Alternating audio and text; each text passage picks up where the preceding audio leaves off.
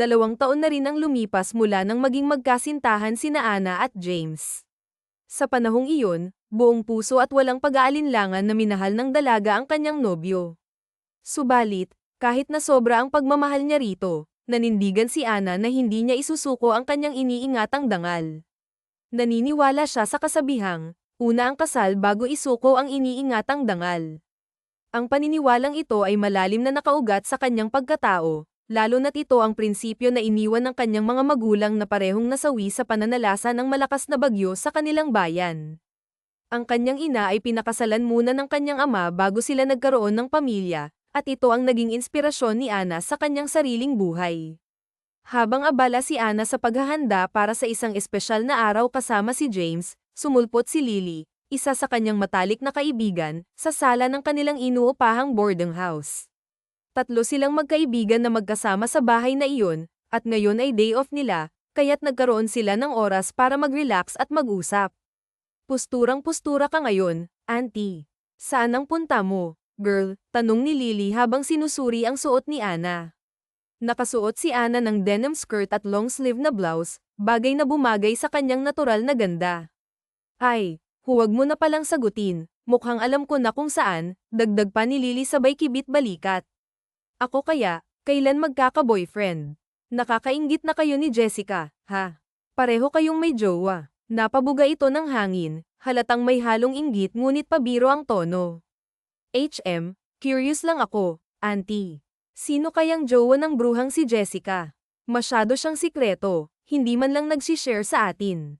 Parang hindi tayo friends, ano, dagdag pa nito habang abala sa pag-aayos ng kanyang mga kuko. Nagkakaroon ng boyfriend, hayaan na lang natin si Jessica. Choice niya yun, at kailangan nating irespeto ang desisyon niya. Siguro hindi pa lang siya handang ipakilala sa atin ang boyfriend niya ngayon. Pero malay mo naman, one day, ipakilala rin niya, sagot ni Anna habang sinusuklay ang mahaba niyang buhok na umaabot hanggang bewang. Natural na bagsak ito, at bagay na bagay sa kanyang simpleng makeup. Ay sus, baka kasi nagiging kirayda ang kabaitang yun kaya hindi sa atin ipinapakilala ang jowa. I smell something fishy sa isa nating kaibigan na yun. Hindi maganda ang feeling ko, super bigat, auntie. Ewan ko lang ha, pero nakakasense ako ng harmful energy, ani Lily na may halong drama habang nakataas pa ang kamay, na ikinatawa ni Anna. Ayan ka na naman sa mga pakiramdam mo na yan, eh. Isa pa yan kaya ka iniiwasan ng mga lalaki. Ibaon mo na yan, auntie, sa kailaliman ng lupa nang magkaroon naman ng kulay ang buhay pag-ibig mo. Payo ni Anna habang sinusulyapan ng oras sa kanyang cellphone. 8:00 na ng umaga, at plano niyang sorpresahin si James sa kondo nito. Natanggap na nila ang kanilang sahod bilang mga visor sa mall, kaya't naisip niyang i-treat ang nobyo sa isang masayang date. Hindi ni minsan pamalya ang pakiramdam ko, auntie, kaya ingat ka, giit ni Lily, na tila seryoso na sa pagkakataong ito. Ngumiti lamang si Anna at nagkibit-balikat. Okay. Tipid niyang sagot bago isinukbit ang kanyang shoulder bag. Alis na ako, Lily. Baka gabihin ako, Mag-enjoy ka rin. Huwag puro romance dahil wala sa fiction ng true love, biro niya habang papalabas ng pintuan. At least sa fiction, walang real hair touch, sagot ni Lily habang kinuha ang bagong bailang libro mula sa National Bookstore. Romance novel na naman ang binabasa nito. Bagay na kinaaliwan niya dahil mas kinikilig siya sa mga kwento ng pag-ibig sa libro kaysa sa totoong buhay. Wala pa rin kasi siyang nakikitang lalaking pumapasa sa mataas niyang standards, bagay na madalas na biro ni Anna sa kanya. Samantala, si Anna naman ay agad na sumakay ng taxi papunta sa kondo ni James. Hindi na siya nag-abala pang mag-text dahil gusto niyang sorpresahin ang nobyo. Habang nasa biyahe, inayos niya ang kanyang buhok at naglagay ng kaunting lip gloss. Pagdating sa building, binati siya ng staff na tila nagtataka. Miss Anna, kada rating niyo lang po ba? Tanong ng babae. Oo, bakit? Sagot ni Anna na may halong pagtataka rin. Wala po. Akala ko kasi kagabi pa kayo narito. Sagot ng staff, na tila nag-aalangan. Pasensya na po, Miss Anna, dagdag nito bago umalis, ngunit narinig pa ni Anna ang mahinang bulong nito. Sigurado akong may kasamang babae si Sir James kagabi. Napakunot ang noo ni Anna. Gusto niyang tanungin pa ang babae, ngunit nagpatuloy na ito sa paglakad. Pinilit niyang alisin ang negatibong iniisip at huminga ng malalim bago binuksan ang pinto ng unit ni James gamit ang duplicate keycard na hawak niya. Ngunit sa kanyang pagpasok, natuod siya nang makita ang isang pares ng pambabaeng sapatos na pamilyar sa kanya. Biglang bumilis ang tibok ng kanyang puso, at kakaibang kaba ang naramdaman niya. Saktong paglabas ni Ana ay may paparating na taxi, kaya't agad niya itong pinara. Hindi na siya nag-abala pang magpadala ng mensahe sa nobyo dahil nais niyang sorpresahin ito. Alam niyang nasa unit si James, ang kanyang nobyo, dahil pareho silang day off mula sa kanilang trabaho. Habang nasa biyahe, inayos niya ang kanyang suot, hinagod ang denim skirt at inayos ang long sleeve blouse na bagay sa kanyang simple ngunit elegante niyang hitsura. Naglagay siya ng kaunting gloss sa kanyang labi bago huminga ng malalim, sabay hawi ng kanyang buhok at isinabit ito sa kanyang tenga. Pagdating niya sa building, bumaba siya ng taxi at naglakad papasok. Kilala na siya ng mga staff doon dahil madalas siyang pumunta sa kondo ni James. Minsan pa nga'y magkasama silang kumakain o naglalaan ng buong araw para sa isa't isa tuwing wala silang trabaho. Ngunit ngayong araw na ito, tila may kakaibang pakiramdam si Ana, isang hindi maipaliwanag na kaba na pilit niyang binabalewala. "Ah, Miss Ana," tawag ng isang staff nang madaanan siya nito. May halong pagtataka ang boses ng babae. "Yes," nakangiting sagot ni Ana. Ngunit napansin niya ang kunot sa noo ng babae. "Kada rating niyo lang po ba?" tanong ulit ng staff, halatang naguguluhan. "Oo, bakit?" tugon ni Ana, bahagyang nagtataka rin. "Ah, wala po. Akala ko po kasi kagabi pa kayo narito." Sagot ng staff na tila nag-aalangan. "Baka nagkamali lang ako. Pasensya na po, Miss Ana," dagdag nito habang napakamot sa ulo. Ngunit bago ito tuluyang umalis, narinig pa ni Ana ang mahinang bulong nito, "Pero sigurado akong may kasamang babae si Sir James kagabi." Biglang kumabog ng malakas ang puso ni Ana. Gusto niyang tanungin ang babae kung sigurado ba ito sa sinabi, ngunit mabilis na itong naglakad palayo. Pilit niyang inalag ang kanyang ulo upang alisin ang negatibong naiisip. Ayaw niyang magpadala sa mga haka-haka. Huminga siya ng malalim, kinuha ang duplicate keycard, at itinapat ito sa pintuan ng unit ni James. Pagbukas ng pinto, bumungad sa kanya ang isang pares ng pambabaeng sapatos na pamilyar sa kanya. Biglang nanlambot ang kanyang mga tuhod, at parang may pumiga sa kanyang puso. Dahan-dahan niyang inilibot ang kanyang paningin sa kabuuan ng unit, ngunit wala si James sa sala. Tahimik ang lugar, ngunit may naririnig siyang mumunting helanghing mula sa silid ng kanyang nobyo. Nanigas ang kanyang katawan. Alam niya na kung ano ang nangyayari sa loob ng silid na iyon. Hindi siya tanga, ngunit kahit alam na niya, pilit pa rin siyang umaasa na nagkakamali siya. Nanginginig ang kanyang mga kamay habang dahan-dahan siyang lumapit sa nakaawang na pinto ng kwarto. Hindi na niya kailangang buksan pa ito ng buo dahil mula sa siwang ay kitang-kita niya ang milagrong ginagawa ng dalawang tao sa loob. Nanlaki ang kanyang mga mata, at parang tumigil ang oras. Ang nobyo niyang si James, kasama ang matalik niyang kaibigang si Susan, parehong walang saplot at magkayakap sa kama. Hindi niya magawang kumilos o magsalita. Nanatili siyang nakatayo, tahimik na umiiyak habang pinipilit pigilan ng anumang ingay na maaaring. Ang huling katagang iyon ang tuluyang bumasag sa puso ni Ana. Mapait niyang pinagmasdan ang 2 taong minsan niyang minahal at pinagkatiwalaan. Umiling siya, nanginginig na pinawi ang mga luhang patuloy na bumabagsak mula sa kanyang mga mata. Ang sakit, sobra. Hindi niya mapigilan ang pag-alsa ng kanyang boses dahil sa labis na sakit na kanyang nararamdaman. "It was my first hair touch. And my first heartbreak," bulong niya sa sarili, ngunit sapat na upang marinig ng dalawa. Tumingin siya kay James, ang lalaking minsan niyang minahal, at kay Susan, ang kaibigang itinuring niyang kapatid. "Ang sakit na ginawa niyo sa akin," sigaw niya, nanginginig ang boses sa galit at hinanakit. Hindi niya na napigilan ang emosyon, at sa wakas, tuluyan na itong sumabog. "Hinding-hindi ko kayo mapapatawad," asep niya sa dalawa bago siya patakbong lumabas ng kwarto. Nanlalabo ang kanyang paningin dahil sa walang tigil na pagbuhos ng kanyang mga luha. Habang tumatakbo palabas ng unit, nakabunggo siya ng ilang tao sa hallway, ngunit hindi niya iyon alintana. Gusto niyang makalayo, makawala sa lugar na iyon na puno ng sakit at pagkakanulo. Pagdating sa labas ng building, agad siyang nagpara ng taxi. Tahimik siyang umiyak sa loob ng sasakyan, pilit na sinasalo ang bigat ng damdaming tila nagpapabagsak sa kanya. Gusto niyang kalimutan ang lahat, ang pagmamahal, ang pangarap, ang tiwala. Kung may reset button lang sa buhay, baka pinindot na niya iyon nang walang pag-aalinlangan. Pagdating niya sa boarding house, agad siyang sinalubong ng kanyang matalik na kaibigang si Lily. Sus, Ginoo, Auntie. Ano bang nangyari? Bakit kaluhaan, eksaherado ngunit puno ng pag-aalalang tanong ni Lily. Napayakap si Ana sa kaibigan, at doon siya tuluyang bumigay. Ano bang nangyari, Ana? Mahinang tanong ni Lily habang hinahaplos ang likod ng kaibigang yumuyugyug sa sobrang iyak. Niloko nila ako, Lily. Pinagmukha nila akong tanga. Nawala ang respeto ko sa sarili ko. Huwag lang niya akong iwan, nagpatawad ako kahit hindi sila karapat-dapat, pero mas pinili pa rin nila akong saktan, hagulgol ni Ana. Ang sakit-sakit, Lily. Sobra. Doble-doble ang sakit. Nobyo ko at kaibigan ko, sila pa ang nanakit sa akin. Paano nila nagawa ito? Ano bang kasalanan ko sa kanila? Bakit? Humahagulgol niyang tanong, tila naghahanap ng sagot sa kawalan. Mariing napapikit si Lily, pilit nilalabanan ang sariling galit.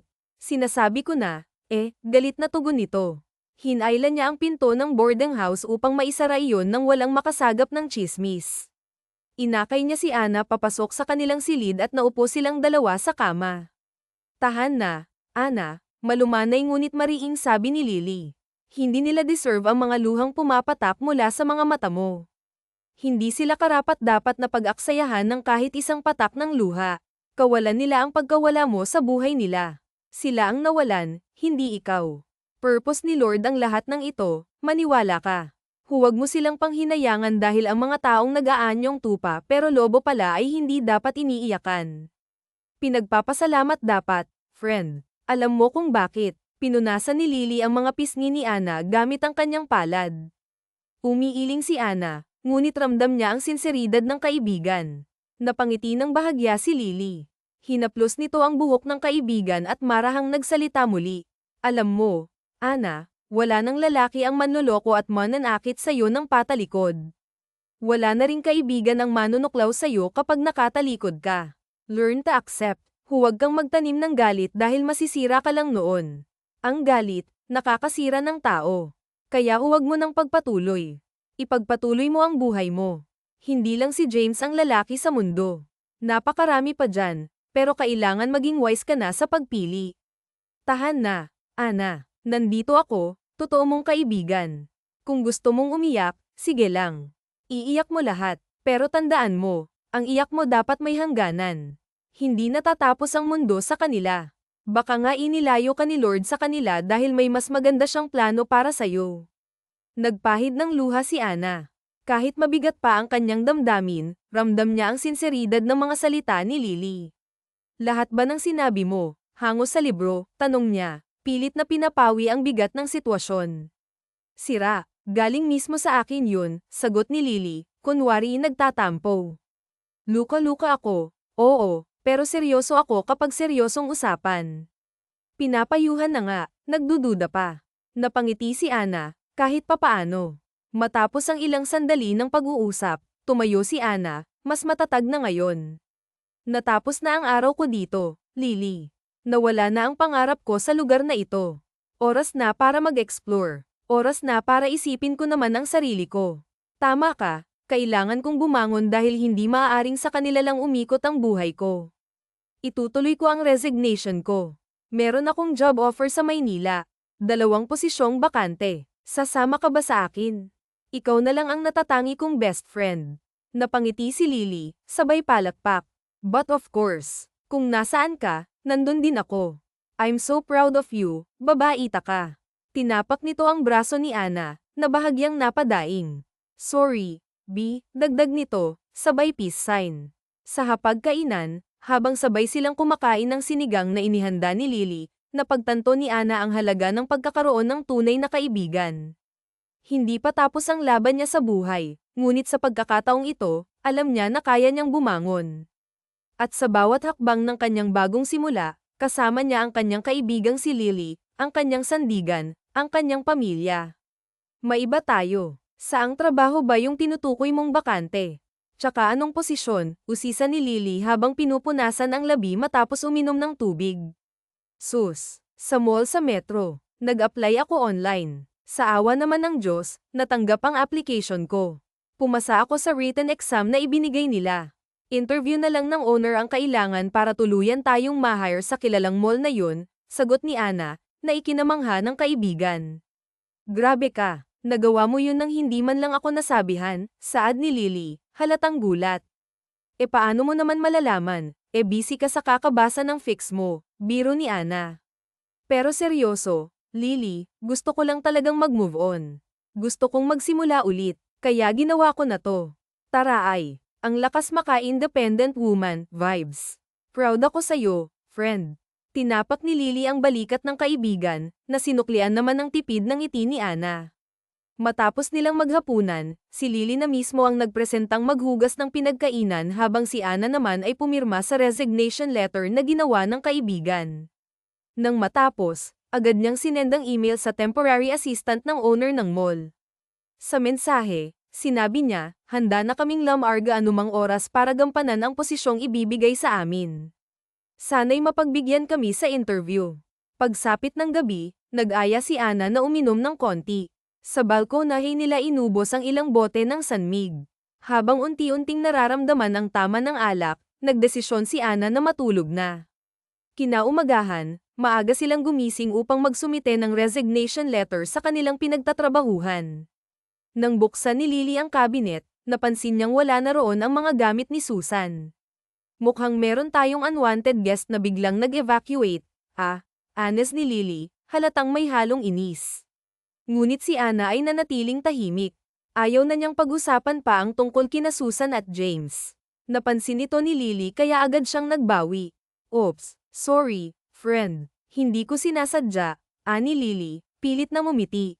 Nag-ayos sila ng sarili at nagpunta na sa opisina ng kanilang manager upang magpasa ng resignation. Sa pagpasok pa lang nila sa mall, agad nilang nakita si Susan na nasa customer service counter. Hindi napigilan ni Lily ang sarili. Angsang-angsang masyado rito. Nakakasuka, parinig ni Lily. Napayuko si Susan, halatang nahiya. Tara na, best friend. Magpasa na tayo ng resignation at nang makaalis na tayo rito, sabi ni Lily, na sinadya pang ay parinig iyon kay Susan bago hinayla si Ana papunta sa opisina ng manager. Hindi na sila inusisa pa ng head manager kung bakit sila aalis, kaya naging madali ang proseso ng kanilang resignation.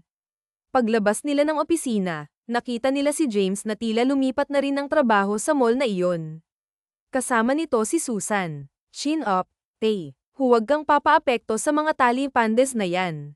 Pakita mong naka-move on ka na, sabi ni Lily nang mapansin ang dalawa. Huminga ng malalim si Ana, itinaas ang ulo, at naglakad ng diretso. Sa bawat hakbang nila, nakakapit si Lily sa braso ng kaibigan. Nang magtapat sila sa dalawa, tinaraya ni Lily si Susan habang si Ana naman ay nanatiling seryoso. Ngunit sa pagkakataong ito, wala nang bakas ng sakit sa kanyang mukha. Wala na ang panghihinayang. Pak, bigyan ng korona ang reyna natin, bulalas ni Lily nang makalabas sila ng mall. Tama ka, Lily. Hindi sila karapat-dapat. Ayoko nang ang pag-usapan pa sila. They're nothing. Wala na silang halaga sa buhay ko, sagot ni Ana. Tara na't mag-impake na tayo. Nabili ko na ang tiket natin. 2 oras na lang, aalis na ang bus na sasakyan natin. Madaling araw nang marating nila ang Maynila. Pagdating, agad silang naghanap ng apartment. Hindi naman sila nahirapan at nakahanap agad ng maayos na matutuluyan. Matapos makapagpahinga at makakain, nagtungo sila sa luxurious mall para sa kanilang interview.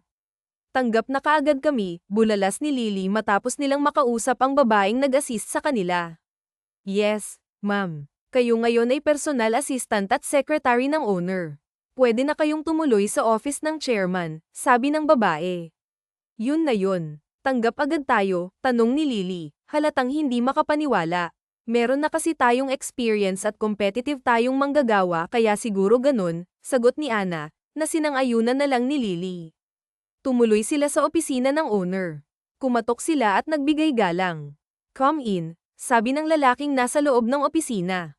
Malalim at punong-puno ng karisma ang boses nito. Ang gwapo ng boses, friend. Pakiramdam ko nag-uumapaw ang sex appeal at good looks niyan, impit na kilig ni Lily. Ay nako, kakabasa mo kasi ng fiction, biro ni Ana, sabay pinahihit ang pintuan. Nauna siyang pumasok, sinundan naman ni Lily. Good day, sir. Kami po pala yung bago niyong pa at secretary, sabi ni Ana, na agad na nakakuha ng atensyon ng nakatalikod na lalaki. Dahan-daang lumingon ang lalaki. Napangiti ito nang makita ang dalawang babae. Sa tindig at posture nito, halatang-halata ang kagalang-galang na anyo. Alexander, kunot noong tanong ni Lily habang nakatitig sa lalaki. Ngumiti ang lalaki. Yes, it's me. Long time no see, Lily. At ikaw naman, Ana. Hindi kita malilimutan.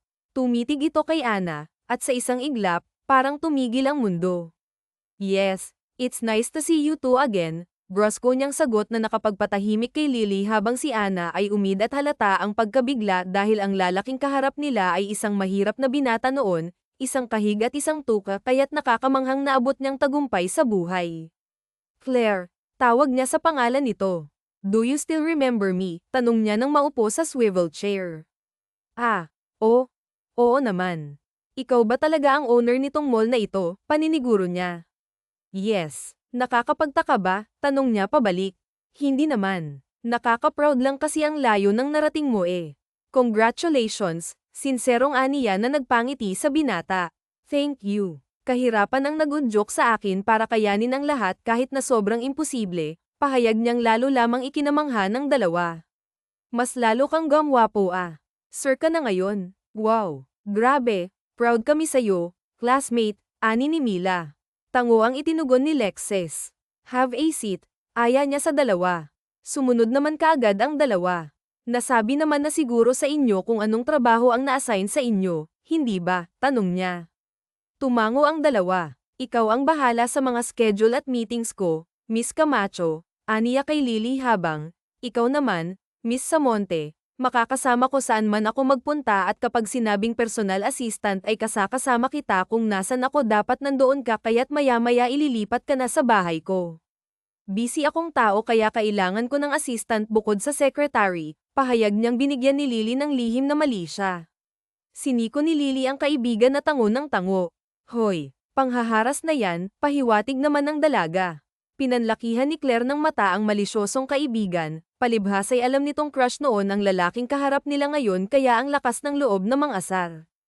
Tumayo si Lexis. Tanghali na, aniya at sinipat ang oras sa suot na relos. Oras na para kumain. Gusto niyo bang sumabay? May treat, pag-aaya niya. Nako, busog pa ako, sir Ito na lang best friend ko, tanggi ni Mila at saka hinayla ang kaibigan patayo. Sige. Sir, aralin ko lang muna itong mga schedules mo tapos ay manananghalian na rin ako. Oh, sige na. Adios, malawak ang ngiti nito sa labi nang iwanan ng dalawa sa loob. It's your time to shine, best friend, usual niya nang silipin ang dalawa sa loob. Maganda ang feeling ko sa kanila Mukhang magkakaroon ng continuation ng puppy love nila noon, babulong-bulong niya pang sabi nang tuluyang lisanin ang opisina. Pasensya ka na. Sir sa kaibigan ko Hindyang paumanhin ni Claire nang sila na lamang naroroon sa loob. Nahihiya siya sa inakto ng kaibigan. Kilalang-kilala niya si Lily kaya't alam niya kung bakit nito mas piniling mapagsolo sila ni Lexis. Mukhang ibinubugaw siya ng kaibigan sa dati niyang hinahangaan. It's okay, hindi mo naman kailangang humingi ng dispensa. Let's have a lunch. Baka wala naman ang schedule ko ngayon kaya pwede tayong magkamustahan, saad niya nang idantay ang braso sa balikat ng matalik na kaibigan. Napaigtad naman si Claire sa ginawa ng binata.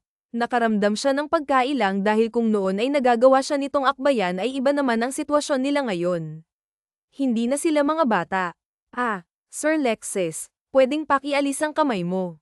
Ayoko kasing magkaroon ng issue lalo't owner na kayo at panyo ako, ilang niyang sabi.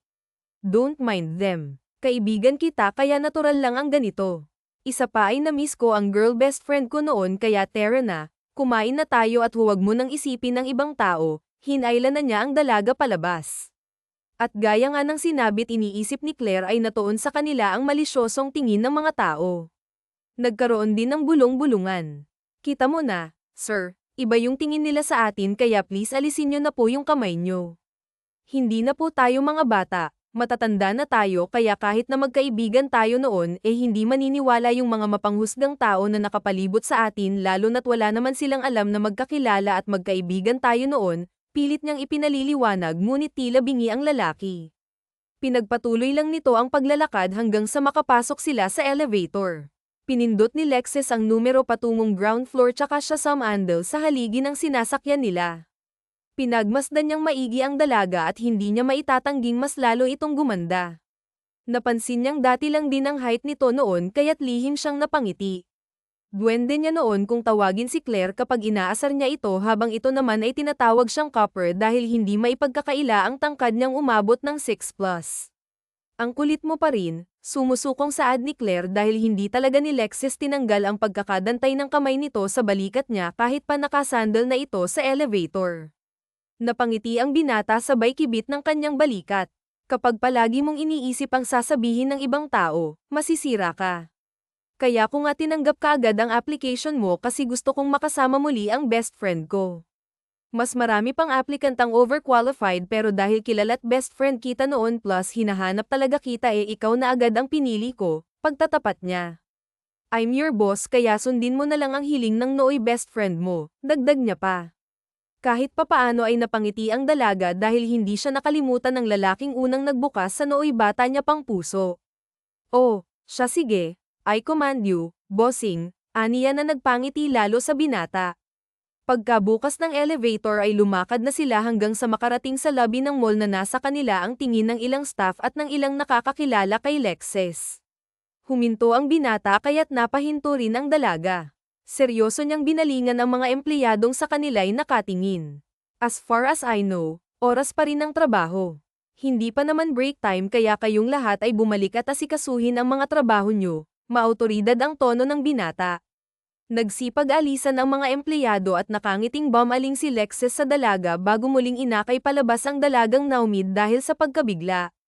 Ang seryoso mong masyado kanina. Street boss ka ba ha? Copper, hindi niya mapigil ang itanong yun. Walang nagbago, sagot niya at ginulo ang buhok ng dalaga nang makapasok na sila sa kanyang sasakyan. Natuwa siya nang marinig ang bansag na yun.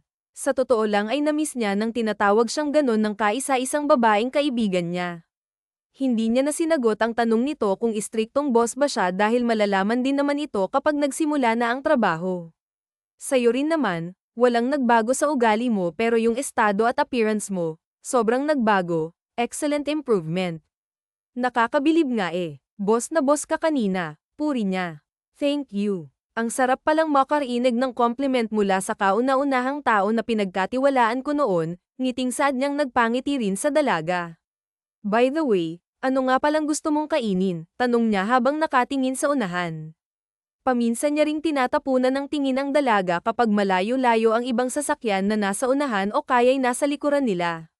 Kahit ano basta yung mura lang. Kung pwede nga sa karenderya na lang tayo hiling niya na kaagad namang sinang-ayunan ni Lexus dahil matapos niyang maabot ang inaasam-asam na kaiganhawahan ay hindi na siya nagawi pa sa mga karenderya, hindi dahil naging maarte na siya kung hindi dahil naging busy siya na halos inuutos niya na lang sa dating sekretarya ang pagbili ng pagkain niya.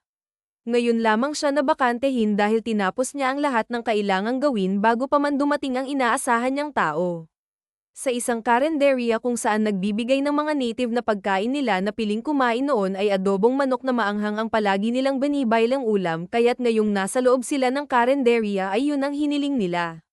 Mauubos ba natin to? Gulat na tanong ni Claire nang dumating si Lexus bitbit ang isang malaking tray na naglalaman ng 3 putahe ng native na manok at isang kaldero ng kanin.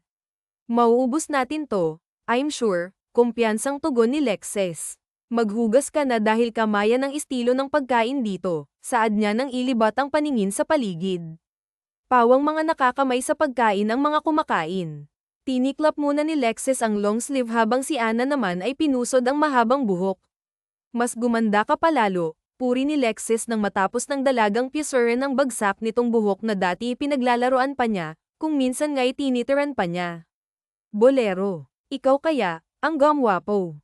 Hindi nga kita gaanong nakilala, Kung hindi pa tawagin ni Lily ang buong pangalan mo, Hindi ko malalamang ikaw na pala yung dating payatot at kapreng kaibigan ko. People change. Pero sa'yo, good change kaya thumbs up ka, saad niyang nagpangiti ng wagas sa binata. Ngiting aso ka na naman, sinya. Sorry, ngayon mo lang kasi ako sinabihang gwapo ko. So, it means nagagwapuhan ka na sa akin noon pa. Sinimulan na nilang kumain. Ngunit kahit kumakain at may mga laman ng bibig nila'y panay sila usapan animoy hindi nauubusan o mauubusan ang topic. Kapag kasi pinuri kita noon ay tiyak kong lalaki ang ulo mo. Gwapo ka naman na since birth, ngayon mas gamwapo ka kasi syempre ngayon alaga mo na talaga yung sarili mo, hindi ka na mukhang kalansay. Natawa siya ng bahagya nang sabihin niya yun.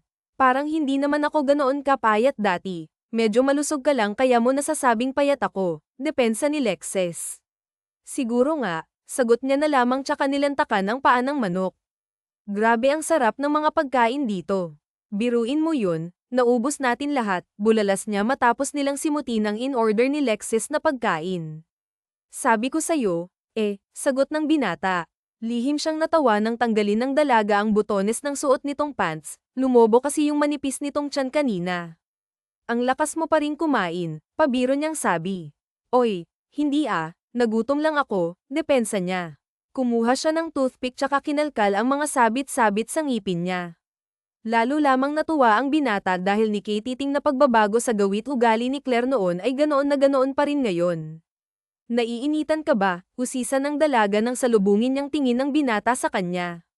Umiling si Lexes. Hindi, tipid niyang sagot. Ganoon. Bakit parang noon pa naman ako kumakain ng manok kaya paanong magkaka-allergy ako? Kuwan. Ano Mainit. Oo, mainit. Ngayon ko lang naramdaman. Kasi nakatingin ako doon, turo niya sa flower vase na nakadisplay sa lamesa ng isang matandang babae. Pagkway nag-iwas ng lumingon sa kanilang gawi ang babaeng matanda na naroroon. Nilinggan naman ni Claire ang itinuro ng binata kasabay ng pagkunot ng kanyang noo dahil bakit naman ito titingnan ang flower vase na palantang bulaklak. Okay ka lang. Ano namang espesyal doon sa palatang bulaklak? Salubong ang kilay niyang tanong. Ang weird mo rin minsan, sir. Ana pa just don't mind me sandali. Magbabayad na nga lang ako. Iwas niya sa dalaga pagkway dali-daling tumayo. Anong nangyari doon? Taka niyang tanong sa sarili. Nagkibit-balikat na lamang siya at sinimulang ligpitin ang kanilang pinagkainan. Tara na, ayan ni Lexes. Nawala na ang pamumula nito. Tumayo naman na si Claire. Nakapaghugas na sila ng kamay at bibig kaya't lumabas na sila sa karinderyang yun. Bukas sir, ay treat mo ako ulit, ha? Ani Claire nang makapasok na sila sa loob ng kotse. Oo naman, basta ikaw, matamis ang gumuhit ng ngiti sa labi niya ng sang-ayunan ng dalaga. Napangiti rin naman si Claire. Humandar ang sasakyan. 15 minuto din ang layo ng kumpanya kaya't nagawa nilang mag-usap pa. Kamusta nga pala sila Maria, John, usisan ni Lexes habang nakafocus sa pagmamaneho. Napabuntong hining ang dalaga at saka tinanaw ang nagtataasang buildings. Wala na sila, 5 years ago, malungkot niyang sagot. Nagulat ang binata. Nabigla ito sa naging sagot ni Ana dahil sa pagkakaalam niya'y wala namang di naramdam ang mga magulang nito, malulusog ang mga magulang ng dalaga. Papaano? Anong nangyari? Bakit sila nawala? Sunod-sunod niyang tanong, nasa tono niya pa rin ang pagkabigla. Nagkaroon ng bagyo sa probinsya natin, sa kagustuhan nila nanay na iligtas ako, sila yung nawala. Masakit dahil binuwis nila ang buhay nila mabuhay lang ako. Mapatla at wala na silang buhay nang matagpuan sila ng mga rescuers. Hamupan ng baha, tahimik na yung kalangitan ngunit nagkalat naman ang bangkay. Sa pagsariwa sa nakaraan ay hindi niya mapigil ang mapaluha. Naramdaman niya na lang ang mainit na palad ng binatang humahaplos sa kanyang balikat. Nilinggan niya ito, kitang-kita niya ang awa at simpatsya nito sa nararamdaman niya. Nag-iwas siya ng tingin nang haplasin nito ang mukha niya. Meron kung anong kuryente kasi ang damaloy sa buong sistema niya nang idampi nito ang palad sa kanyang pisngi. Nasa gilid na pala sila ng kalsada, hindi niya man lang namalayan na itinabi na ng binata ang sasakyan. Claire, masuyo ang himig nito. Hinuli nito ang baba niya tsaka muling iniharap. I'm so sorry for your loss. Hindi ko alam na ganoon ang nangyari. Maging ako na ngayon lamang nalaman ang nangyari ay nagulat. Nakakalungkot, ngunit sadyang hanggang doon lamang talaga ang buhay na inilaan para sa kanila. I'm here, gusto kong malaman mo na andito lang ako. Hindi na kita iiwan, hindi na ako aalis, mananatili na ang best friend mo sa tabi mo. You will never be alone, I promise. Pinawi niya ang luha sa mga mata ng dalaga gamit ang isang kamay ay inalis niya ang seatbelt upang maiakap ng mahigpit ang dalaga. Hinaplos niya ang likod nito, hinagkan niya rin ang noo nito na halos ikawala ng hangin sa baga ng dalaga dahil sa pagpipigil nito sa sariling hininga. Hindi kasi ni Ana akalaing hahagkan siya sa noo ng binata, hindi basta-bastang kama ang kanyang nararamdaman. Kakaiba ang pagpitik ng kanyang puso. Napalunok siya nang muling idikit ng binata ang mainit nitong labi sa kanyang noo. Yakap-yakap pa rin siya nito at patuloy na inaalo kahit na kanina pa siyang nahinto sa pagluha dahil sa paghalik at pagyakap nito sa kanya. Yung naramdaman niya noon para dito ay naramdaman niyang muli ngayon, ibang-iba walang exaggeration pero kumbaga swabe lang sumoto at bahagyang kumalas sa binata pinawi niya ang luha at saka ngumiti.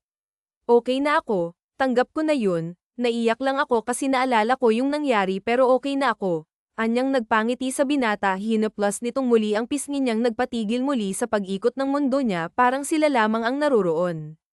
Ano bang nangyayari sa'yo, Claire? Naguhumiyaw ang isipan niya.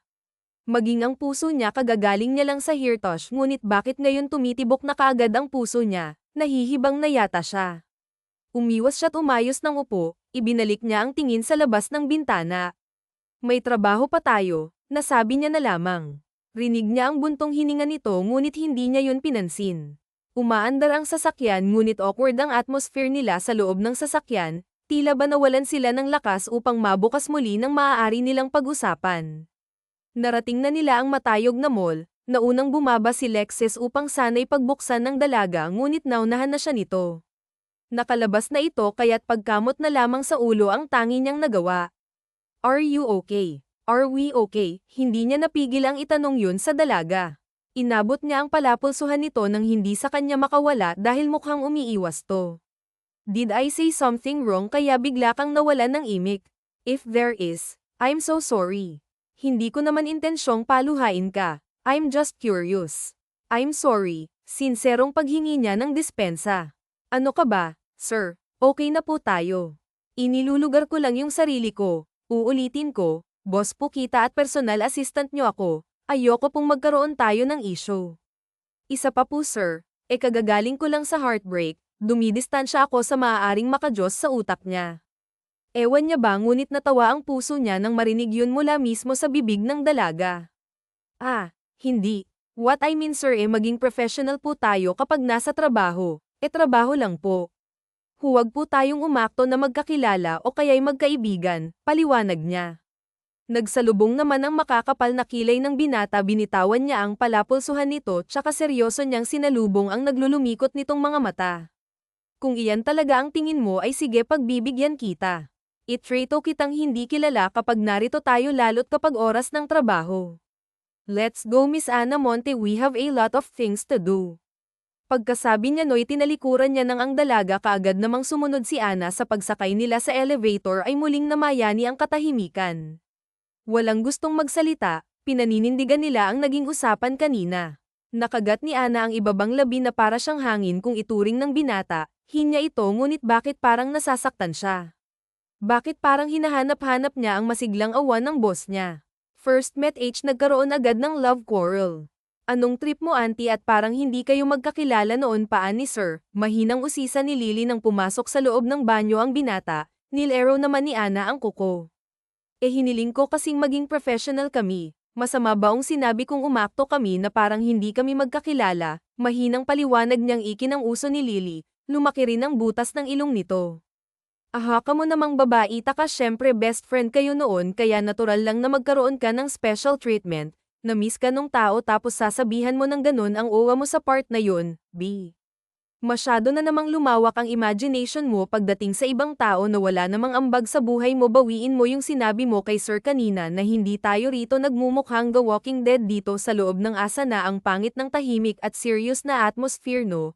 Nakakaantok nakakawala ng energy kaya gawin mo yung sinabi ko kung hindi kukurutin ko yang singit mo. Matare at parang nanay na seremonya kay Ana na napapakamot na lamang sa ulo. Naaapektuhan ka kaya mo yun sinabi. Napaghahalataan ka naman masyado antiko, pahabol pa ni Lily. Walang ganun, Lily, ano ba, giit at depensa niya sa sarili. Asus, kausapin mo pagong sa pusa ka magpalusot. Kilala kita mula ulo hanggang paa kaya hindi mo magagawang magdi sa akin day, marahan niyang tinapak ang braso ng kaibigan. Huwag mong digahan ang sarili mo, go with the flow na maging masaya ka, seryosong payo niya tsaka naupo na sa pwesto dahil nakalabas na ng CR ang kanilang boss. Sumapit na ang hapon at natapos na rin ang working hour ng lahat, nagpresenta na si Lexis na ihatid ang dalawa sa inuupahan ng mga itong apartment. Pack your things, clear dahil sa bahay ka natitira. Personal assistant kita kaya pati sa bahay pagsisilbihan mo ako, wala akong nauutusan sa bahay kaya malaking ginhawa para sa akin ang pagstay mo sa bahay ko, saad ni Lexis nang makababa ang dalawang babae. Magsasama sila sa iisang bubong, pwedeng magkaroon ng romantic night with matching lundo ng kama, nang asar ni Lily sa kaibigan, siniko-siko pa nito ang dalaga. Nagiging berde na naman yung utak mo, ha? Assistant lang B, magiging Julalay lang kaya huwag mong lagyan ng mali siya si Tanya sa kaibigang palagi na lang nag-a-advise mag-isip. Alam ko na yan, nabasa ko na yan sa isang romantic story magsasama sa isang bubong ko Julalay Kono tapos nagkadevelopan hanggang sa magtsaktsakan. Aray, naaspong nitong batok na binatukan ng pinamumula ang dalaga.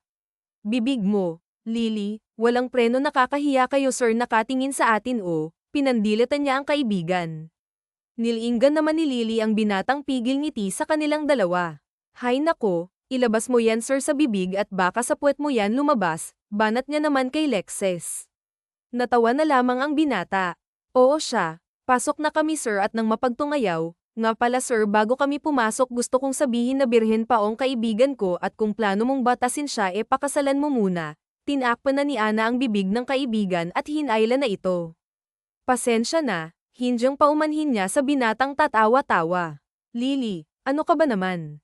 Ba't sinabi mo yon, nakakahiya? Reklamo at moktol niya sa kaibigang parang barina ang bibig. Sus gising, saad ni Maynila.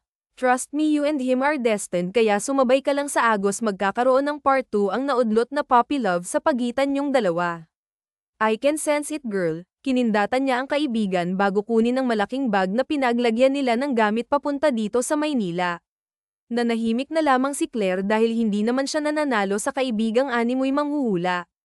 Ingatan mo ang best friend ko sir ha, kung sakali mang liligawan mo ibibigay ko sa inyo ang full support ko basta't bridesmaids ako bulalas ni Maya ang makapasok ng kaibigan sa loob ng sasakyan ng binata. I will, tipid ngunit makahulog ang tugon ni Lexis na nagpati sa sumusuporta sa kanilang si Mela. Gosh, kinikilig ako for the first time. Taylang saad nitong pinandilatan ng nakatanaw sa bintanang si Ana, nagmistulang hinog na kamatis na ngayon ang mukha ng kaibigan niya dahil sa labis na hiya. Nagbablush ang friend ko sir turo niya sa kaibigan kaya tinignan ng binata ang dalaga Mila si Tanya ngunit tinawanan lamang siya ng luka-look ang kaibigan. Sige na sir, alis na kayo, bye, kumaway siya sa dalawa at kay Kendeng-Kendeng na pumasok sa loob ng apartment. Napailing na lamang si Claire. Pasensya ka na talaga sir sa kaibigan kong yun ha. Hindi niya pa kasi naiinom ang gamot niya kaya siya nahihiyang saad niya nang pumasok na rin ang binata sa loob ng kotse. It's okay, sa totoo lang ay nakakatuwa kayo, ngiting saad niya bago buhayin ang makina ng sasakyan, tipid na lamang nang ngumiti ang dalaga. Bahay pa ba to o palasyo na?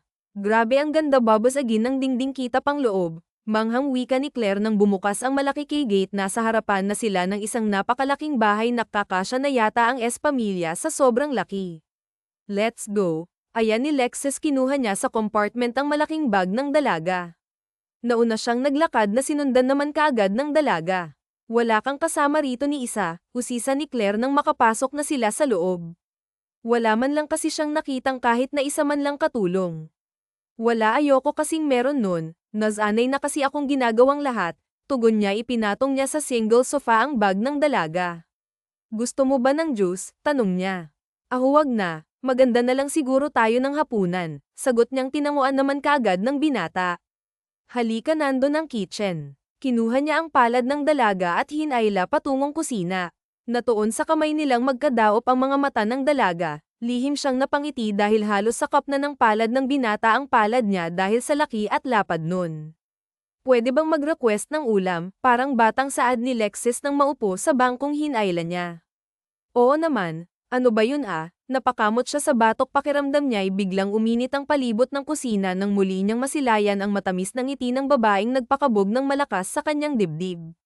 Sabihin mo na masarap akong magluto kaya sure akong hindi ako mapapahiyaan niya pang nagpalunok ng sunod-sunod kay Lexis tumikim ang binata at saka nag-iwas ng tingin. Tumayo siya at kumuha ng mansanas. Pagkway kinain yun. Chapsoy at sinigang. Gusto kong yun ang iluto mo ngayon. Matagal-tagal na rin kasi nung huling kain ko nun. Sa pagkakatanda ko, nung narito pa si mama at papa, kumagat siyang muli sa mansanas na hawak. Oh, sige. Siya nga pala, nasaan yung mga magulang mo? Ba't hindi mo sila kasama dito? Husisa niya naman dito. Meron kasi kaming isa pang negosyo sa Canada. Nag-aaral pa rin ang kapatid kong si Grace kaya mas pinili ng mga magulang ko na magstay na sa Canada for good, sagot niyang tinanguan ni Claire. Lexis, huwag mo sanang mamasamain pero paano mo naabot ang ganito? I mean, paano ka naging biglang yaman? Puno na ang kuryusidad niyang usisa sa binata habang inaasikaso niya ang lulutuing ulam nila na ini-request nito sa kanya. Hindi ito biglang yaman, Claire. Pinaghirapan namin ng mga magulang ko kung ano man ang meron kami ngayon. Tandang-tanda ko pa noon ang matanggap ang aplikasyon ni tatay sa isang factory sa Canada. Nung minsan siyang sumubok na mag-apply ng trabaho abroad. Nag-ipon si tatay at inayos niya ang lahat para makasunod kami sa kanya hanggang sa naging scholar ako at nagtapos na mayong matataas na marka. Marami ang kumuha sa akin ngunit iisa lamang ang pinakagusto kong pasukan ang EA Corp kung saan natuto ako ng marketing strategies. Pinag-aralan ko ang takbo at daloy ng isang negosyo. Hinimay ko ng maigi nang sa ganun ay hindi ako mabaygo oras na tuparin ko ang inaasam kong pangarap. Nagtagal ako ng mahigit 1 taon sa kumpanyang yun at sa 1 taong yun ay napuno ng kaalaman ang utak ko patungkol sa pagnenegosyo lalong-lalo na ang pagpapatayo at pagpapatakbo nito. Ang ipon ko'y ginamit ko upang itayo ang noon ko pang pinapangarap sa tulong na rin ng kaibigan kong CEO ng EA Corp na gawa akong makapagpatayo ng isa pang branch dito mismo sa bansang sinilangan ko, proud niyang paglalahad sa dalagang kitang-kita ang pagkamangha. Napangiti si Claire. Ang lahat ng paghihirap mo'y nasuklian sobra-sobra pa nga. Grabe nakaka-proud ka. Saludo ako sa'yo, Lexis, mula sa pusong papuri niya rito. Salamat, malawak ang ngiti niya sa labi. Gumanti sa kanya ng ngiti ang dalaga bago nito ipinagpatuloy ang ginagawa. Nagpahinga lang naman siya ng ilang minuto kaya siya naupo saglit kaya't nang mawala na ang pagod niya sa tulong na rin ng matatamis na ngiti sa kanya ni Claire ay tumulong na siya rito. Nang matapos na sila't luto na itong ulam, kumuha ka na ng plato at nang makapaghain na ako, ani ni Claire. Yes ma'am, mabilis na pagsunod ni Lexis na napangiti siyang muli dahil para silang mag-asawa. Sana'y magkaroon na siya ng lakas upang aminin ang noon niya pang lihim na pagtingin para dito, naniniwala siyang itinadhana ang pagkikita nilang ta. Wala siyang ginawang hakbang upang muling mag-cross ang kanilang mga landas, kapalaran ang siyang may gawa. Labis ang saya ng puso niya nang ibigay sa kanya ng dating sekretarya ang mga resume ng mga nag-a-apply online. Nangunguna ang pangalan ni Claire kaya't nang makita niya ito'y walang pagdadalawang isip niyang tinanggap ang dalaga. Sabay na silang naupo matapos nilang maghain. Pinagsilbihan ni Claire ang binata na mas lalo nitong ikinatuwa. Tila ba nagbubunyi si Lexis. Ang sarap mo palang magluto. Mukhang may excite na ako ditong palaging kumain sa bahay kesa kumain sa labas o kaya'y magpa-deliver, saad niya nang matikman ang hinandang pagkain ng dalaga. Magaling din akong gumawa ng dessert at cookies. Gusto mo rin bang Matri? Natutuwa siya sa pamumuri ng kasama kaya't lahat ng alam niya sa kusina ipinagmamalaki niya rito. O sige, bukas pabaunan mo ako ng cookies ha. Kumpleto naman ang supply ko dito sa bahay kaya hindi mo na kailangang isipin pa ang mga gagamitin mo, sagot niya. Napangiti ang dalaga pagkway tumango. Nagpatuloy sila sa pagkain at nang matapos ay si Lexis ang nagpumilit na maghugas dahil ang rason niya'y ang dalaga ang nagluto kaya't siya na ang naghuhugas. Sa guest room ang magiging kwarto mo, Claire. Katabi lang naman yun ng kwarto ko. Madali mo lang yung makikita dahil napapagitnaan yun ng 4 na silid. Sige na, tumuloy ka na sa magiging kwarto mo ako na bahala rito. Magpahinga ka na dahil alam kong pagod ka rin, ginawaran niyang muli ng matamis na ngiti ang dalaga nang ngumiti ito sa kanya. Nagpaalam ito sa kanya kaya't ipinagpatuloy niyang ginagawa. Matapos malinisan ang dining area at kusina ay tuloy na rin sa silid niya ang binata ngunit bago pumasok sa sariling kwarto ay sinulyapan muna niya ang guest room. Natutulog na kaya siya? Tanong niya sa isipan. Marahil ay natutulog na siya, kibit balikat niyang sabi tsaka siya tuluyang pumasok sa silid. Sa kabilang banda naman ay kinukulit si Claire ng mapanudyot malisyosong kaibigan sa kabilang linya. Open your eyes my dearest friend. Ipupusta ko ang kaban ko kay Papa Alexis kapag mali ako ng hinala na pareho niyong gusto ang isa't isa lalong-lalo ka na. Noon nabaon lang naman sa kalaliman niyang puso mo yung nararamdaman mo noon para sa kanya. Alam mo sa totoo lang hindi mo naman minahal ng lubos yang siraulo mong ex na yun. Nakikita mo lang siya bilang sandalan takbuhan kapag nalulungkot ka alam mo tunay na pag-ibig na yun pero nagkakamali ka pala. Nakita mo lang si James bilang kaparehas ng pagkatao mo at hindi ng puso mo, nagkakaintindihan kayo sa ilang mga bagay parehas ng mga gusto nudge gets mo ba yung pinapanto ko? Hindi ka bobo at mas lalong hindi ka naman tanga. Hindi ito pangungulit, friend advice ta ng best friend mo dahil gusto ko na sa pagkakataong mapunta ka na sa tamang tao. Alam naman natin parehas kung gaano kabuting lalaki si Lexus plus points na lang yung appearance at achievements niya hindi ka nalugi, kaya sige na magmahal ka na ulit I support you no matter what, bagaman may halo ang kapulyahan naruroon naman ang kaseryosohan sa lahat ng tinura ni Lily. Araw pa lang kaming nagkikita at nagkakasama ganyan agad iniisip mo. Oo aaminin kong hindi nawala yung pagtingin ko sa kanya noon pa man. Tama ka rin naman na naibaon lamang ang nararamdaman ko para sa kanya noon pero Lily iba ang sitwasyon ngayon ayoko na ring sumubok muli. Natatakot na ako Hindi naman natin alam kung gusto niya rin ba ako. Purong haka-haka lamang kaya tama na Lily ayoko nang umasa at mas lalong ayoko nang lumuha. Gusto ko namang matahimik ang puso ko, gusto kong mahalin muna ang sarili ko bago ako muling magmahal ng iba, mahina niyang sabi. Rinig din niya ang pagbuntong hininga ng nasa kabilang linya. Magkita na lang tayo bukas, inaantok na rin ako kaya magpapalam na ako. Bye friend, palam niya rito. Gusto pa sana kitang kausap pero sige na nga at mukhang napagod ka talaga ng sobra. Bye na rin, napipilitang palam din ito sa kanya. Ibinaba niya na ang tawag. Tumihaya siya't pinagmasdan ang kisame. Di naman niya ang puso. Wala na itong kirot dahil sa totoo lang tama ang lahat ng sinabi ni Lily. Hindi purong pagmamahal ang nadama niya sa dating nobyo. Napabuntong hininga siya bago bumangon, maglilinis pa siya ng katawan. Nang matapos maglinis ay humiga na siya sa malambot niyang kama. Nagset siya ng alarm kahit na kumpiyansa naman siyang madyay gising ng maaga bukas. Pagsapit ng umaga ay hindi na nahintay pa ng dalaga ang alarm clock dahil mas maaga pa siyang gumising kumpara sa nakasanayan niyang oras ng pagbangon. Naginitinat lang muna siya bago pumasok sa banyo upang maghilamos at magsipilyo. Nilagyan niya ng ipit ang magkabilang gilid ng mahaba niyang buhok nang hindi yun makaabala kapag sinimulan niya na ang paghahanda ng kanilang agahan. Iginagayak niya lang ang paghahanda ng almusal nila nang may salang niya na sa oven ang ginawang cookies para sa binata. Mahigit isang oras rin nang matapos si Claire. Sinipat niya ang oras na nakasabit sa wall clock. 6:00 na. Ibinuhos niya ang mainit na tubig sa hinandang kape. Nang pumasok na sa dining area ang napakasimpleng Lexus ay sunod-sunod nang bumaba ang mga mata niya sa bakat na bakat nitong shorts. Alam niyang natural yun sa mga lalaki kapag ganitong bagong gising sila ngunit hindi niya maiwasang mailang. Nag-iwas na lamang siya ng tingin pagkway hinalo ang tinitimplang kape. Good morning, Claire. Bakit parang ang aga mong nagising, brusco kung wika nitong nagpatindig sa balahibo ng nakatalikod na dalaga. Eto na naman ang puso niya animoy nakikipagkarera na naman. Sinabi niya pa lang na hindi naibig pang muli ngunit sadyang taksil ang puso niya. Itinutulak ng bibig niya ngunit pilit namang kinakabig ng kanyang dibdib ang lahat ng kanyang mga binibitawang salita. Ano ba, Claire? Umayos ka, painanggan niya sa sarili. Good morning din, sir. Gusto niyang kurutin at pag-alitan ang sarili dahil sa pagkautal habang nasa harapan siya nito. Ano ba't nauutal siya? Maagap naman sa kanyang lumapit ang binata at walang paabang sinapo ang noo at leeg niya na nagpasinghap. Pero bakit namumula? Nauutal ka pa? May sakit ka ba? Napagod ka yata Maupo ka na muna. Ay nalalayan niya ang dalagang maupo sa silya.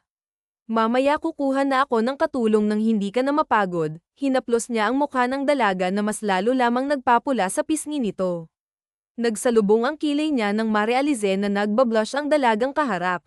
Sumili ang pilyong ngiti sa kanyang labi at pagkway hinayla ang katabing bangko at naupo sa harapan mismo ng dalaga.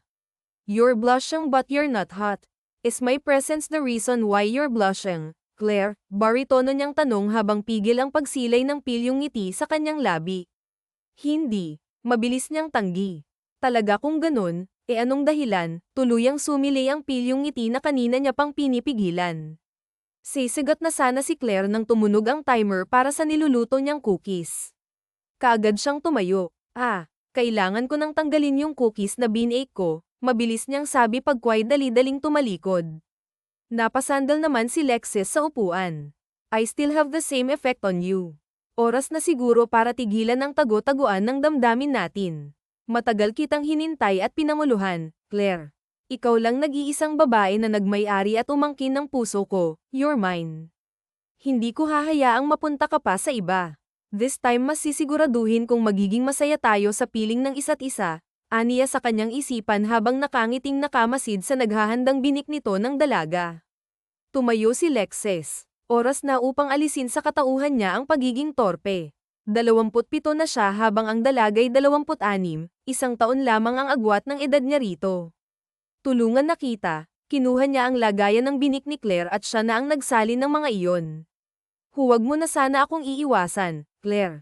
Alam ko hindi na tayo mga bata kaya wala nang dahilan para magtaguan pa tayo ng nararamdaman natin para sa isa't isa.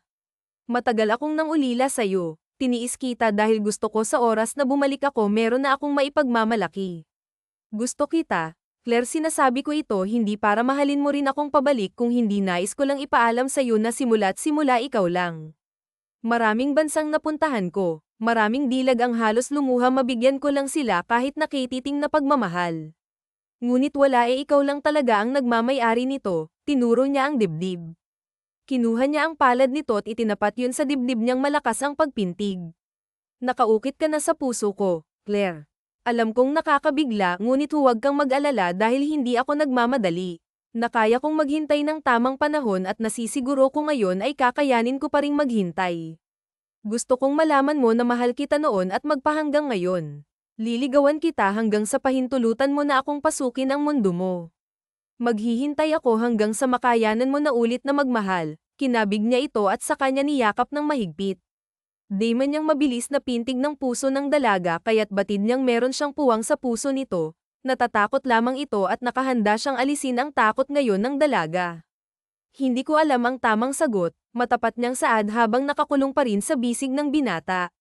I know, hinaplos niya ang buhok nito at bahagyang binitawan. Hinuli niya ang baba nito kaya't nagpantay ang kanilang mga mata. Matamis siyang ngumiti. Namumula naman to. Ang sarap mong ibuna kapag pinamumunahan ka. Ginulo niya ang buhok nito na pasimangot naman ng dalaga dahil nag-ulo ang buhok niya. I'm sorry, aayusin ko na lang. Hinayla niya ito paupo pagkway inayos niya ang nag-ulo nitong buhok. May ponytail ka ba? Tanong niya kaya't kinuha ng dalaga ang pampuso na nasa kamay niya at ibinigay yun sa binata. Pwede ko bang tirintasin ulit ang buhok mo? Masuyo ang tanong nitong hindi naman tinanggihan ng dalaga. Oo naman, malambing niyang tugon. Inalis ni Lexis ang ipit ng dalaga at sinimulang tirintasin ang mahaba nitong buhok. Si Claire lamang ang nagagawa niya ng ganito samantalang ang kapatid niyang babae kahit na makiusap pa sa kanya hindi niya talaga tinitiran dahil gusto niyang si Claire lamang ang ginagawa niya nun. Ayaw niya ng iba kahit na ang sarili niya pang kapatid na babae. There. It's all done. Napakaganda mo, CL, puri niya nang matapos. Hinaplos-haplos naman ni Claire ang buhok. Nagmukha siyang si Queen Elsa sa palabas na Frozen. Salamat, alika na, kumain na tayo dahil lumalamig na yung pagkain, pag-aaya niya. Tumango naman agad ang binata sapagkat hindi ni Lexis magawang alisin ang tingin sa harap na dalaga. Parang bumalik sila sa pagiging teenager. May dumibaw sa mukha, kinapa niya ang bibig pati na ang pisngi sa pag-aakalang merong dumi o hindi kaya'y damaykit na pagkain kaya itong ngiti ng ngiti. Ngunit wala naman. Wala. Ang ganda mo lang kasi kaya hindi ko magawang alisin ang tingin ko sa'yo. Hindi ka nakakasawang pagmasdan kaya't masanay ka na magmula ngayon, walang halong biro niyang sambit. Bolero. Bilisan niyo na nga po, sir dahil mail late na kayo sa trabaho. Ani ngunit ganun pa rin nakatitig pa rin sa kanya si Lexis habang dahan-daang kumakain. Lexis, yun ang itatawag mo sa akin. Once na tinawag mo ulit akong sir, ang papapak ko ay ang mamula-mula mong labi. I'm not joking, Claire. Seryoso ko kaya huwag mong kakalimutan, aniya rito. Tango na lamang ang naging tugon ng dalaga nang hindi na hamaba pang usapan lalo't ilang minuto na lang ay pasado 7:00 na ng umaga, 7:30 pa man din ang pasok nila. Palibhasa ay owner kaya hindi takot malate. Nang matapos silang kumain ay si Lexis muli naghugas ng kusina habang si Claire naman ay nagbath na lamang dahil ayaw niyang mawala ang tirentas ng binata. Sa loob ng banyo ay napangiti siya nang maalala ang pagtatapat ni Lexis ng tunay nitong nararamdaman para sa kanya. Hindi niya maipaliwanag ang sayang nararamdaman nang sabihin nitong mahal siya nito. Gusto niyang sumagot ng maayos kanina ngunit nangingibabaw pa rin ang takot niya. Mahal naman niya ang lalaki. Walang nagbago sa nararamdaman niya para dito ngunit nais niyang maging sigurado nais niyang maramdaman ang kung papaano bang manligaw ang isang Lexis Montemayor. Gusto niyang maramdaman ang tunay na kilig kaya't sasabay siya sa agos. Let's go, pag-aaya ni Lexis nang makababa na ang dalaga. Mayong matamis ng ngiti sa kanyang labi. Ewan, hindi na talaga nawawala ang ngiti sa labi niya nang masilayan at makasamang muli ang tinititigan niyang babae. Sige, ani at ikinapit ang kamay sa kamay nitong iminwestre sa kanya. Nang marating ang parking ay pinagbuksan ng binata ang dalaga. Siniguro niyang hindi mauuntog ang ulo nito nang pumasok na ito sa loob ng sasakyan. Umikot na rin siya at sumampa na sa driver's seat. Kalahating minuto nang marating nila ang mall ng binata, ang mga mata ng tao ay pasimpleng sumusulyap sa kanila.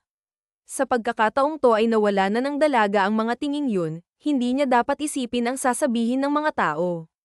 Dahil tama ang sinabi ni Lexis na hindi siya sasaya kapag iniisip niya palagi ang sasabihin ng ibang tao. Pagdating nila sa tapat ng elevator ay siya namang pagbukas noon kaya't kaagad na silang pumasok. Bale 4 sila sa loob. Sir, girlfriend niyo po ba siya? Ang ganda-ganda niya po, bagay na bagay kayo. Hindi mapigil ang magsalita ng babaeng manager ng mall na yon. I'm working on it. Sa ngayon, suitor pa lang, bagaman tipid ay naroroon naman ng kakuman ng binata kaya't kinilig ang dalawa niyang empleyado. Nako, ma'am, huwag niyo na pong pahirapan si sir. Sagutin niyo na, saad naman ang visor kaya't napangiti ng lihim ang binata. Nahihiyang umiti ang dalaga. Nagsisimula pa lang naman siya sa panliligaw sa akin bilang Pilipina. Siyempre, baka kailangan paghirapan nilang masungkit ang matamis nating oo. Sagot niya sa mga ito ay truly naman tama yan mampahirapan mo si Sir Sulsul nitong bahagyang tinawanan ng dalaga.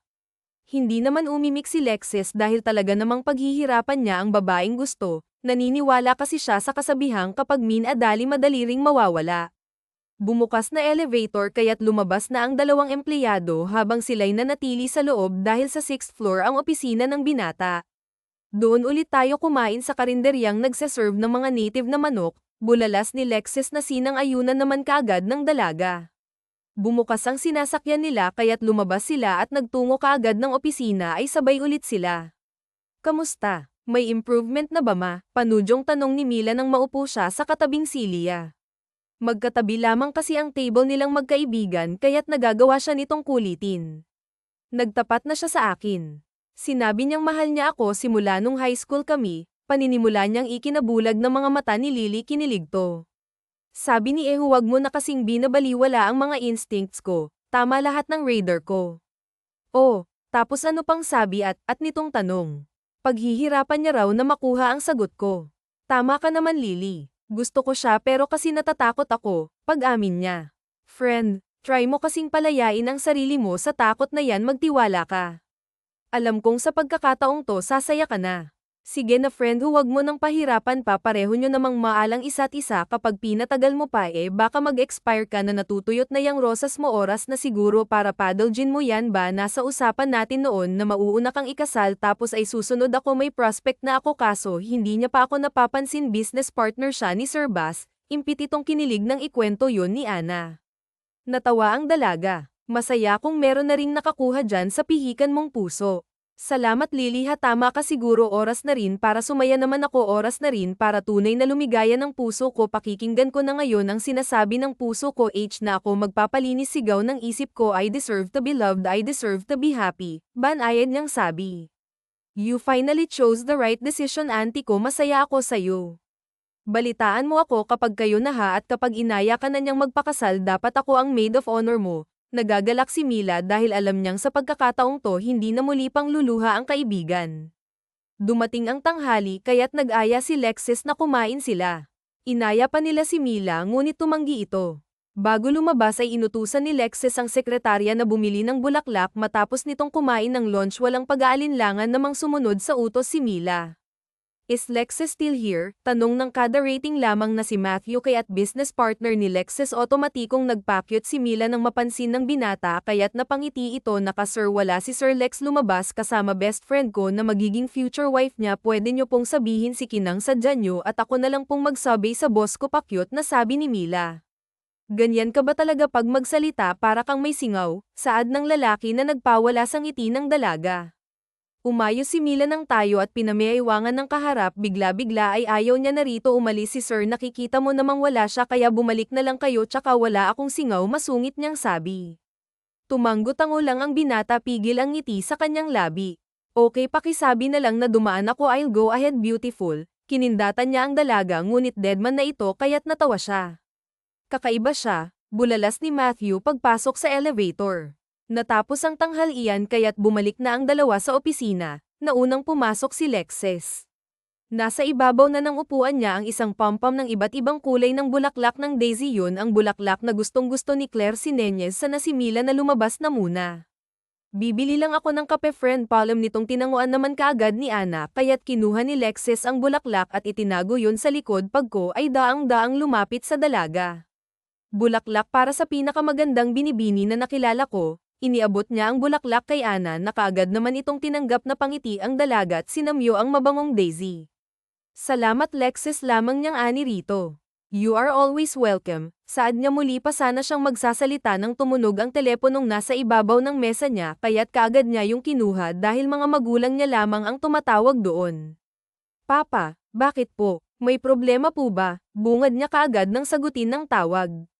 Wala anak. Napag-usapan kasi namin ng nanay mo na umuwi rin yan sa Pilipinas dahil nakakamiss na rin si break ng kapatid mo kaya kahit papaano makakapagbakasyon kamaran saad ng ama niyang nagpalawak sa kanyang ngiti hihintayin ko kayo papa nami-miss ko na rin kayo galak niya ang sabi sa ama. Nagkaroon ng kamustahan sa pagitan ng mag-ama bago ni Lexis ibaba ang linya. Uuwi sila, tanong ni Claire. Yes at tayo na mismo ang susando sa kanila. Panigurado akong matutuwa ang mga iyon kapag nakita kanilang mangiting sagot ni Lexis na puto lamang sila nang pumasok ang marketing head meron ong kailangang papirmahan sa binata. Sumapit muli ang hapon, tinapos ni Lexis ang mga trabaho niya na dapat ay sa mga susunod na araw pa dahil gusto niyang makasama ng mas matagal-tagal pa ang dalaga yung walang iistorbo sa kanila na sabi naman na ni Lexo sa kaibigang si Kig na ito na munang humalili sa kanya. Pumunta pala ito kanina ayon kay Milangon dahil wala naman siya umalis na lamang. Parang hindi ito yung daan pauwi sa bahay mo, saad ni Claire ibang daan kasing tinatahak nila. Dahil hindi pa tayo uuwi we're having our dinner sa restaurant na ipinreserve ko para sa atin. Gusto kong maging special ang gabing gusto kong bawat tanghal gabing daraan ay magiging espesyal dahil ganun ka para sa akin masuyo niyang pinisil ang palad ng dalaga dinala niya rin yun sa labi at pinataka ng magaang na halik na pangiti ang dalaga. Ang saya ng puso niya kakaibang pag-ibig niya ngayon kumpara noon sa una niya kung dati puro lungkot ngayoy puro ligaya. Buong akala ni Ana ay isa lamang simpleng dinner ang magaganap ngunit mali pala siya dahil buong restaurant ay binayaran ni Lexis sila lamang ang tanging customer na naruroon sa gitna'y merong lam at dalawa lamang na upuan napaka-romantiko merong orkestra nagkalat din ng mga bulaklak na paborito niya ay nalalayan siyang maupo ng binata sam niya si Lexis kaya't nagdatingan ng pagkain nila nagsimula na ring tumugtog ang orchestra pakiramdam ni Claire ay sobrang espesyal niya ngayon lamang to nangyari sa kanya ngayon niya lamang naramdaman ang halaga niya bilang babae kaya't hindi niya mapigil ang maluha na pangiti na lamang siya nang pawiin niyo ni Lexis hiningi nito ang kamay niya at sa gitna'y nagsayaw sila ngayon ni wala nang takot sa dibdib ng dalaga ito na ang tamang oras upang siya'y lumigaya ng tunay niyakap niya ang binata at ibinulong dito ang tunay niyang nararamdaman. Mahal din kita Lexis simula pa nung high school tayo akala ko ako lang nagkagusto ngunit mali pala ako so sobrang saya ko buong akala ko hindi na ako muling iibig pa buong akala ko hindi na ako muling sasaya ngunit nang dumating ka nawala ang mga akala kong yun salamat dahil bumalik ka salamat sa pagpaparamdam mo sa akin na isa akong napaka-espesyal na babae pakiramdam ko ito pa lamang ang unang pag-ibig para sa akin sobrang saya ko, sa pagtatapat niya ay naging emosyonal siya. I love you. Salamat sa pagmamahal, maiksi man ang katagang binitawan niya punong-puno naman yun ng pagmamahal. Pinawi niya ang luhang damaloy sa pisngi ng babaeng minamahal, hinaplos niya ang pisngi nito at dahan-dahang yumuko unay ang noo ang kanyang pinataka ng halik sunod ang magkabilang pisngi tinuyo niya ang luha ng dalaga bago niya tuluyang ang kini ng noon niya pa pinananabik ang labi. Sa halik na yun ay naramdaman nilang nag-uumapaw ng pag-ibig nila para sa isa't isa. Ang gabing yun ay napaka-espesyal sa biyahe ay nakatulog na si Ana kaya't nagawa ni Lexis na dumaan sa bilihan ng mga engagement ring nang hindi man lang namamalayan ng dalaga nakarating sila ng mansyon nang tulog pa rin si Claire hindi na ito ginayos ang pa ni Lexis bumaba siya at umikot tsaka binuksan ang kabilang pinto ng kotse binuhat niya ang dalaga at maingat na dinala sa silid nito. Napagod yata kita ng husto, ngiting sambit niya nang maingat niyang ihiga sa kama ang dalaga umungol ito kaya't naupo siya sa gilid ng kama kinuha niya ang kamay nito at hinalik-halikan yun sobra niyang mahal ang dalaga pakiramdam niya'y hindi niya na kaya pang mabuhay kung mawawala ito. Matulog ka ng mahimbing mahal ko, tumayo siya at pinataka ng magaang nahalik ang noo nito inalis niya na muna ang sapatos ni Ana bago niya ito kinumutan. Kinabukasan ay naunang nagising si Lexis siya naman ngayon ang naghanda ng almusal hinintay niyang pamatak ang 6:00 bago siya lumabas dahil iyon ang oras kung kailan babukas ang flower shop sa hindi kalayuan hinanda niya ang lahat pagbalik nasa byusa niya ang singsing na binili niya kagabi nagising si Ana kinusot-kusot niya ang mata na pangiti siya nang maalala ang first and special date nila na ngayon ay kanya ng nobyo dahil sinagot na niya ito karapat dapat si Lexis na mahalin bumangon siya at kaagad na nagtungo sa banyo naghilamos at nagsipilyo nagpalit na rin siya ng damit bago bumaba. Good morning, malambing na bati sa kanya ng binata nang mabungaran niya ito sa kusina meron itong hawak na bulaklak na kaagad sa kanyang iniabot. Good morning din salamat sa Puffs, hindi niya maitago ang kilig buong akala niya'y bulaklak lamang ang ibibigay sa kanya ng lalaki ngunit nagkamali siya dahil otomatiko itong lumuhad at hiningi ang kamay niyang buong puso niya namang ibinigay parehong nanunubok ni Lexis ang singsing sa daliri ng mahal niya at masuyong inangkin ng El nito. I love you Ana, puno ng pagmamahal na turan niya. I love you to Lexis, tugon niya't sa muli ay nagsalo muli ang kanilang mga labi. Lumipas sa mga araw dumating ang pamilya ni Lexis tuwang-tuwa ang mga itong makita at malamang si Ana ang magiging asawa ni Lexis mahigit 2 buwan rin ang paghahanda sa simpleng kasalang hiniling ni Claire si Mila ang maid of honor habang si Matthew naman ang best man imbitado ang lahat ng malalapit sa kanila. Inaasahan ni Ana ang isa pa nilang kaibigan na si Susan na sinserong humingi sa kanya ng kapatawaran ngunit hindi na ito dumalo-daha umano ng labis na hiya hinayaan na lamang nila pinatawad na ito ni Ana dahil gaya ni Susan ay magiging ina na rin siya sa kambal na anak nila ni Lexis naroroon yung takot ngunit dahil nakagabay sa kanya ang asaway matiwas sa inyang isinilang ang identical twins nilang pinangalan ng Emma at Lee Grace. Sa pagsasama ng mag-asawa ay pinagtibay nila ang tiwala effort at respeto sa isa't isa yun kasi ang susi sa wagas at walang hanggang pag-ibig hindi na nila binalak pang sundan ang kanilang kambal dahil hindi na ni Lexis nais pang makita ang bawat anniversary ay palaging merong sorpresang inihahanda si Lexis para sa asawa kaya't na umabot na sila ng naroroon pa rin ng lamang at nag-uumapaw na pag-ibig para sa isa't isa wakas.